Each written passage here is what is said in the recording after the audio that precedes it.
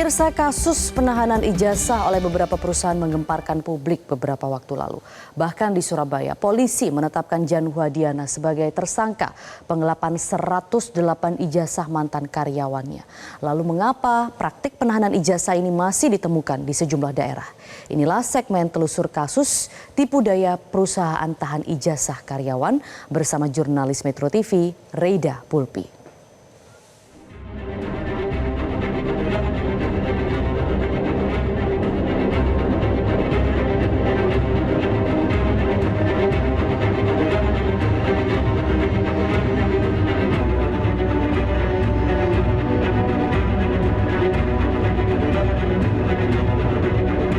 Sulitnya mencari pekerjaan di Indonesia dimanfaatkan oleh sejumlah pihak yang tidak bertanggung jawab untuk mengeruk keuntungan dari para pencari kerja.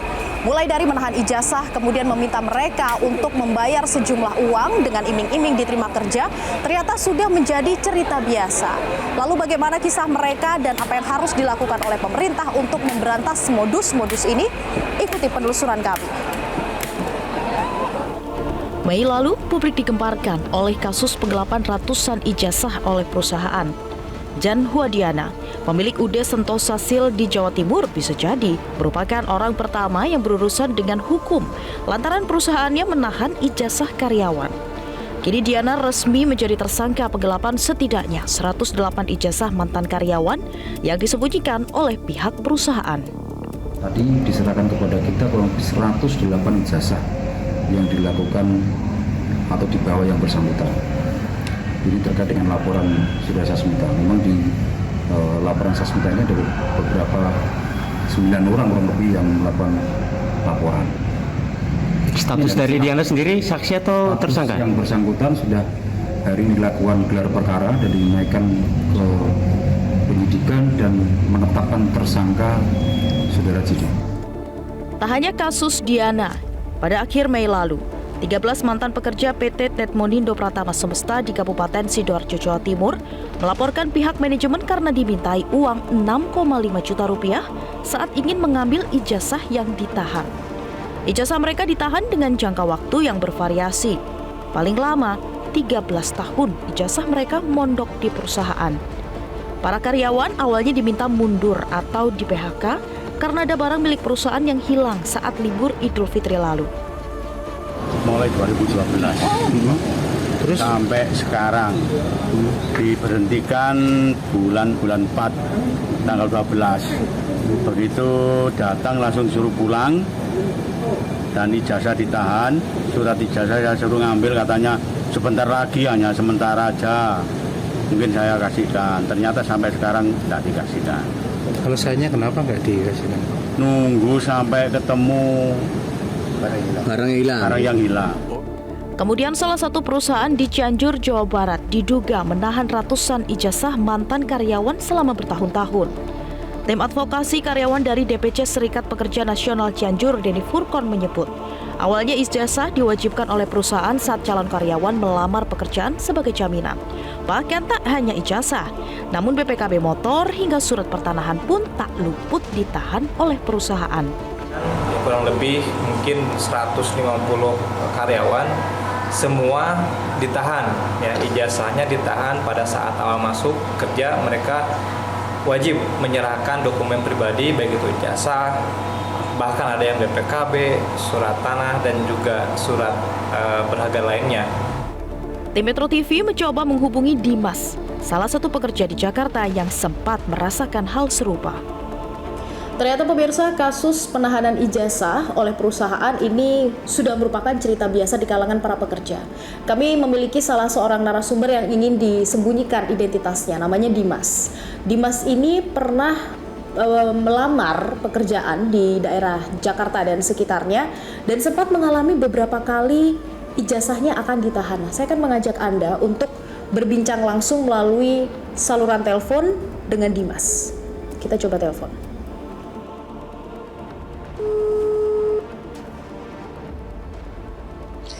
Halo, selamat siang Mas Dimas. Yes. Ya, dengan Pulpi dari Metro TV, Mas. Oh ya, Mbak Pulpi, oke. Boleh sedikit diceritakan, Mas Dimas, Waktu itu ijazahnya pernah ditahan itu di tahun berapa dan apakah Mas Dimas berikan ijazahnya ke perusahaan tersebut atau bagaimana, Mas?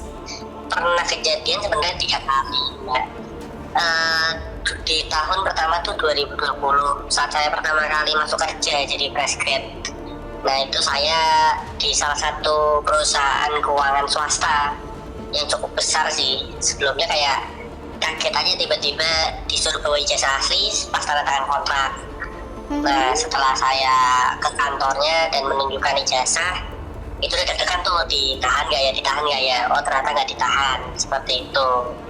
Jadi cuman diminta lihat aslinya aja terus baru tanda tangan, tapi cukup deg-degan sih pasti yang pertama kali itu. Kemudian tuh di tahun 2021 juga ada. 2021 tuh masih perusahaan keuangan swasta juga gitu. Tapi kalau ini dia dibilang swasta juga semi-semi swasta karena ada plat merah. Kalau saya bisa sebut ya. Iya. Cuman jadi salah satu syarat lah kasarannya untuk probation seperti itu. Ditahannya tapi cuman kisaran 4 bulan pertama sih seperti itu. Setelah saya confirm dikembalikan seperti itu. Cukup deg-degan aja tapi sih akhirnya waktu awal-awal itu kayak buat jaminan kan. Kerja kabur kayak gitu sih. Tapi waktu itu akhirnya lanjut bekerja di sana. Lanjut bekerja sih sampai bulan ke-9.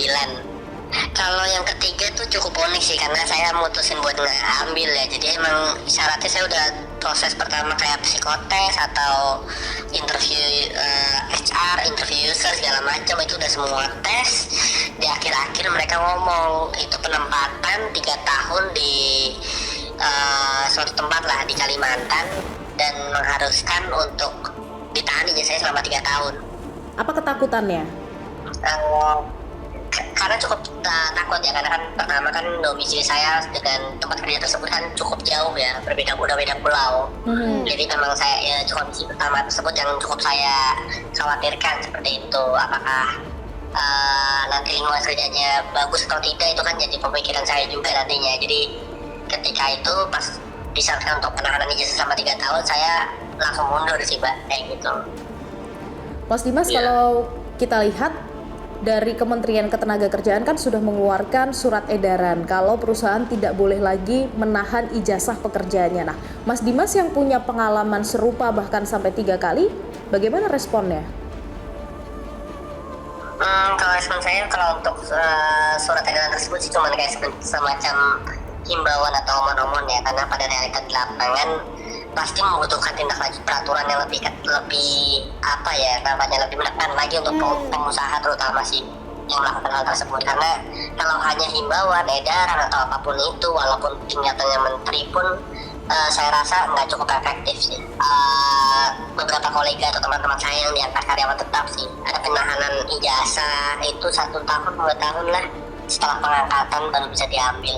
Dan itu masih berlaku sampai sekarang ya? Sampai berlaku, itu masih berlaku sampai sekarang. Cuman mereka tuh rupanya gini Mbak, jadi kayak Pak ijazah ditahan tapi ada agreement lagi, tidak akan melakukan penuntutan ataupun apa terkait dengan penahanan ijazah tersebut. Jadi kayak semacam agreement gitu sih. Maraknya penahanan ijazah oleh perusahaan, Kementerian Ketenagakerjaan pun bergerak melakukan sidak. Wakil Menteri Ketenagakerjaan Immanuel Ebenezer sidak ke setidaknya 2 perusahaan di Jakarta Selatan. Ebenezer menemukan belasan ijazah asli disimpan dalam salah satu ruangan. Pihaknya mendesak agar perusahaan segera mengembalikan ijazah ke pemiliknya tanpa biaya. Sebab salah satu korban mengaku diminta membayar 50 juta rupiah jika ingin ijazahnya dikembalikan. Udah banyak sekali ya, udah yang di kita itu sekitar udah berapa ribuan ya, dan yang mengembalikan tanpa harus kita sidak juga ada ribuan perusahaan. Artinya kan artinya pelaku-pelaku usaha sudah melakukan praktek ini sudah puluhan tahun ini. Gitu. Jadi kita punya kewajiban untuk mempertegas bahwa praktek ini ilegal. Tapi nanti akan kita speak up terus agar praktek-praktek penahanan ijazah ini segera dihentikan. Itu kan 2020 saya resign, Pak. Saya resign itu waktu saya datengin baik-baik kan ke sini untuk meminta saya ijazah saya kan. Nah, untuk responnya dari pihak Human Capital kan saya harus membayar penalti, Pak. Padahal saya kontrak udah sesuai, ini udah saya habis. Saya nggak berpanjang kontrak saya. Tapi saya dimintain ini untuk penalti royalti 50 ke atas. Oke. Itu karena dianggap melanggar kontrak apa gimana? Kurang tahu Pak saya, Pak. Kayak setelah itu saya nggak ngurus lagi, malas juga Pak datang ke sini kan. Masa kerja berapa lama? Saya udah 3 tahunan. 3 tahun. Oke. Kontrak udah habis. Artinya selama 5 tahun dari 2020 setelah resign itu kan kalau mau nyari pekerjaan lagi pasti butuh ijazah tuh. Iya. Itu gimana? Ya kan ada juga yang nggak minta ijazah, cuma butuh sovel gitu kan. Kemudian pada 20 Mei 2025 lalu, angin segar berhembus bagi para karyawan di Indonesia. Menteri Ketenagakerjaan Yasirli menerbitkan surat edaran tentang larangan penahanan ijazah atau dokumen pribadi milik pekerja oleh pemberi kerja. SE tersebut diterbitkan usai maraknya praktik penahanan ijazah oleh perusahaan. Maka dalam rangka memberi perlindungan bagi pekerja atau buruh untuk mendapatkan pekerjaan dan penghidupan yang layak bagi kemanusiaan serta kenyamanan dalam bekerja, maka segera dilakukan upaya untuk mengatasi permasalahan penahanan ijazah tersebut.